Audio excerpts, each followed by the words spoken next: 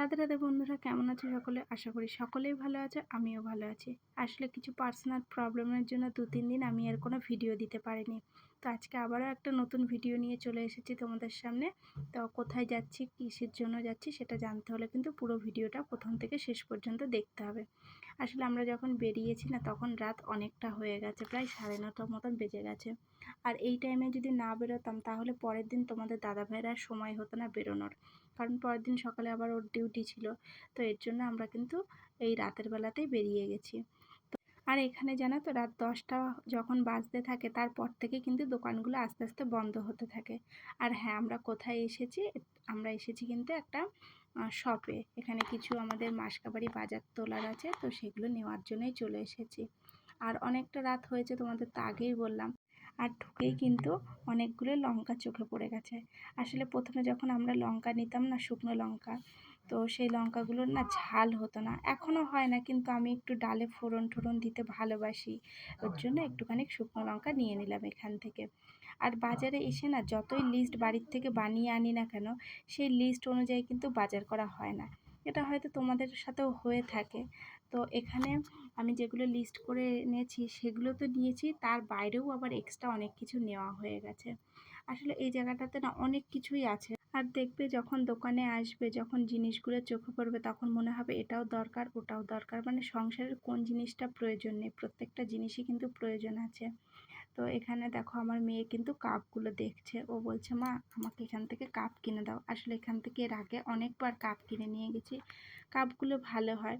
আর এই জায়গাটায় বাজার করার একটা সুবিধা হলো, এখানে একটু ডিসকাউন্ট পাওয়া যায়, যেটা অন্যান্য দোকানে দেয় না। এই দোকানটাতে একটু আবার ডিসকাউন্ট হয়। তো আমরা চেষ্টা করি বেশিরভাগ টাইমটাই এই দোকানটাতে আসার। আর এতটা রাত হয়ে গেছে এখানে, কিন্তু তাও কাস্টমার কিন্তু কম নেই, প্রচুর কাস্টমারও ছিল। জানো তো, এই সবগুলো না সেই সকালবেলায় খোলে আর সারাটা দিন খোলা থাকে, আর রাতের বেলায় 10:30, 11টা পর্যন্ত খোলা থাকে। আর এখানে বাজার করতে আসলে একটা সুবিধা কি বলো তো, তোমাদের বাজার নেওয়া কমপ্লিট হয়ে গেলে রুমের অ্যাড্রেসটা দিয়ে দিলে কিন্তু ওরা ঠিক সময় মতন সেখানে পৌঁছে দিয়ে আসে। আর ফোন নাম্বারটা দিয়ে দিলে তো আরও সুবিধা হয়। তো আমাদের কিন্তু এখানে মোটামুটি বাজার অনেকটাই কমপ্লিট হয়ে এসেছে। তারপরেও ঘুরে ঘুরে দেখছি আর কোন কোন দরকারি জিনিস নেওয়া বাকি আছে। আর জানো তো বন্ধুরা, আমরা যখনই এরকম বাজারে আসি, বিশেষ করে মাসকাবাড়ি বাজারটা যখন তুলতে আসি, তখন কিন্তু আমার মেয়ে আসে আমাদের সাথে। কারণ ওর খুব ভালো লাগে পুরো বাজারটা, মানে শপের ভেতরটা ঘুরে ঘুরে দেখতে। আর ওর পছন্দ মতন কোনো কিছু ডিমান্ড থাকলে ও আবার সেটাও আমাদেরকে বলে। কি বলো তো, সারাদিন স্কুলে থাকে তো, আর পড়াশোনার চাপে সেরকম একটা বেরোতে পারে না। তো কিছুটা টাইম যখন পাই, তখন আমরা চেষ্টা করি ওকে আমাদের সাথে একটু সময় দেওয়ার, আমাদের সাথে সময় কাটানোর। কারণ তাহলে ওর মাইন্ডটাও ফ্রেশ থাকবে, মনটাও ভালো লাগবে। এর জন্য আমরা ওকে নিয়ে বেরোই। আর তোমাদের তো আগেই বললাম অনেকটা রাত হয়ে গেছে, তো আমরা খুব তাড়াতাড়ি এখান থেকে বাজারটা করে এবার বেরিয়ে যাব। আর হ্যাঁ বন্ধুরা, জানো তো, এখানে না তোমরা দই পেয়ে যাবে, তারপরে আরও অনেক রকমের ভ্যারাইটিস এখানে জিনিস পাওয়া যায়, পরোটা পাওয়া যায়, তারপরে আলু সবজি ফ্রুট এগুলো তো পাওয়া যায়ই এখানে। আর এই যে এখানে দেখছো, এগুলো কিন্তু নানান ধরনের কাবাব মশলা আছে, যেগুলো খুব সুন্দর টেস্টের হয়। আমি এখান থেকে মশলাগুলো, যেগুলো আগে কখনো ট্রাই করিনি, সেগুলো কিন্তু এখান থেকে নিয়ে দেখেছি। খুব সুন্দর ফ্লেভারগুলোও হয়, আর খেতেও কিন্তু অসাধারণ হয়। আর জানো তো, রাত করে এসেছি বলে একটুখানি টাইমও লাগছে, কেননা এখানে সকালে যে দোকানগুলো খোলে, সেই সকালবেলায় যে সেটিংগুলো করে রাখে, সেটআপগুলো করে রাখে, তারপর সারাদিন এত কাস্টমারের ভিড় হয়, তখন আর এরা কিন্তু ওগুলো ঠিকঠাক গোছাতে পারে না। তাই প্রত্যেকটা জিনিস ভালো করে একটুখানি দেখে শুনে না নিলে না হচ্ছিল না, একটু টাইম লেগে যাচ্ছিল। তারপরে চলে এসেছি এখানে, একটুখানি কিছু আমার মেয়ের জলের বোতলের জন্য আইটেমগুলো দেখছিলাম। তো এখানে জলের বোতল আছে, টিফিন বক্স আছে, আরও অনেক ধরনের জিনিসপত্রগুলো এখানে পাওয়া যায়। তো এই জায়গা থেকে আমরা কি নিয়েছি সেটা তো তোমাদেরকে বলবোই। সবশেষে আমাদের তো বাজার করা কমপ্লিট হয়ে গেছে। তো এবার আমরা একটুখানি জুস খেতে চলে এসেছি। আর এই জুসের দোকানে এসে দেখো, অনেক ধরনের ফল কিন্তু এখানে আছে, মানে যেটাই তুমি চাইবে, আমলকি থেকে শুরু করে একদম নিচে এই যে মালটা মনে হয় বলে, আমি ঠিক জানি না, তোমরা জানলে আমাকে জানিও। তো এগুলো কিন্তু সব কিছুই এখানে জুস পাওয়া যায়। এই জিনিসটা খুব ভালো লাগে। কী বলো তো, বাইরের খোলা খাবার খাওয়ার থেকে এই জুসগুলো খাওয়া কিন্তু শরীরের জন্য খুবই উপকারী। আর এই দেখো এখানে কাঁচা আমও আছে, যেটা সিজন নয়, কাঁচা পাকা দু রকমের আম আছে, তারপরে গাজর আছে, অ্যাভোকাডো আছে, মানে কি নেই ফলের দোকানে, তুমি যেটাই বলবে সেটারই তোমাকে জুস বানিয়ে দেবে।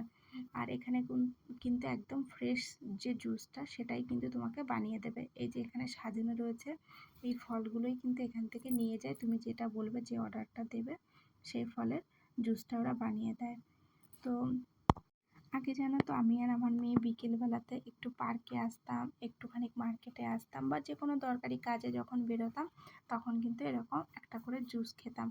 আর এখন আর টাইমও পাই না, আর বেরোনোও হয় না। তোমাদের তো বলেছি আমার মেয়ের এখন পরীক্ষা চলছে, ফাইনাল এক্সাম চলছে, তো সেই কারণে এখন আর বেরোনোই হয় না।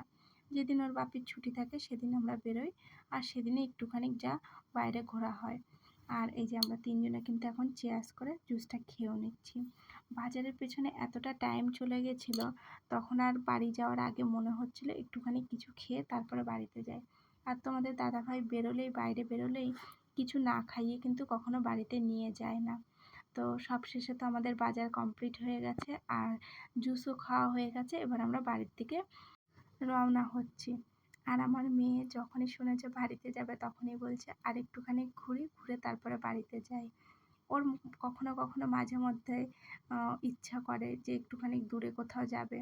আর আসলে কী বলো তো, মনটা খারাপ হওয়ারও কারণ আছে। এখানে তো আমাদের কোনো রিলেটিভ নেই, একমাত্র বাড়িতেই ওকে সারাদিন থাকতে হয়, না হলে স্কুলে থাকতে হয়।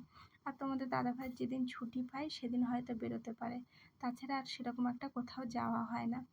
তো কথা বলতে বলতে দেখো আমরা কিন্তু একদম বাড়ির সামনেই চলে এসেছি। এই যে আমাদের সিঁড়িগুলো দেখছো, এগুলো কিন্তু প্রচণ্ড ছোট ছোট সিঁড়ি। এই সিঁড়িগুলো দিয়ে না জিনিসপত্র তোলা নামানো করতে কিন্তু খুব কষ্ট হয়। এখানে জানো তো, যারা নতুন আসে রুম নিতে, বা যখন কেউ রুম চেঞ্জ করে তখন কিন্তু প্রচণ্ড প্রবলেম হয় এই জিনিসগুলো তোলাপাড়া করতে। তখন কারোর বিল্ডিং দিয়ে হয় নামানো হয়, না হলে দড়ি বেঁধে নামানো হয়। সত্যি বলতে আমাদের জীবনটা কিন্তু একটা সংগ্রাম, সবসময় কোনো না কোনো সংগ্রামের মধ্যে দিয়ে চলতে হয়। তো সবশেষে বন্ধুরা, ভিডিওটি দেখার জন্য অসংখ্য ধন্যবাদ। দেখা হচ্ছে পরের ভিডিও, ততক্ষণ তোমরা ভালো থাকো, সুস্থ থাকো।